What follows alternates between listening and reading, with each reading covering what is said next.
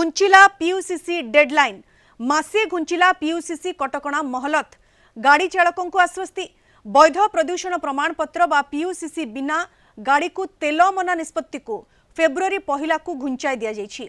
पूर्वरु जनवरी कटकणा लागू पाई निष्पत्ति होइथिला। तेबे गाड़ीर प्रदूषण जांच पाई जनसाधारण समस्या को दृष्टि रखी वाणिज्य और परिवहन मंत्री विभूति भूषण जेना निर्देश रे कटकणा महलत अवधि को फेब्रुआरी पहला को घुंचाई दिया जायछि। मोटर जानर प्रदूषण सर्टिफिकेट पीयूसीसी जांच नहीं जनसाधारण सम्मुखीन होतिबा समस्या को दृष्टि रखी एही निष्पत्ति निया जायछि। एही अवधि मध्यरे मोटर जान आईन अनुसार वैध प्रदूषण प्रमाणपत्र नथिबा जान माने प्रदूषण जांच कराई नेबाकू विभाग पक्षरु अनुरोध करा जायछि। फेब्रुआरी 1 पूर्वरु कोनोसी पेट्रोल पंप रे काहाकू मध्य प्रदूषण सर्टिफिकेट पाई इंधन देबाकू मना करा जाय पारिबो नाही। एही समय प्रदूषण सर्टिफिकेट संक्रांत रे व्यापक सचेतनता कार्यक्रम ग्रहण करने को निष्पत्ति होईछि। पीयूसीसी पाई एबे विभिन्न स्थान रे लंबा लाइन देखा मिलुछि।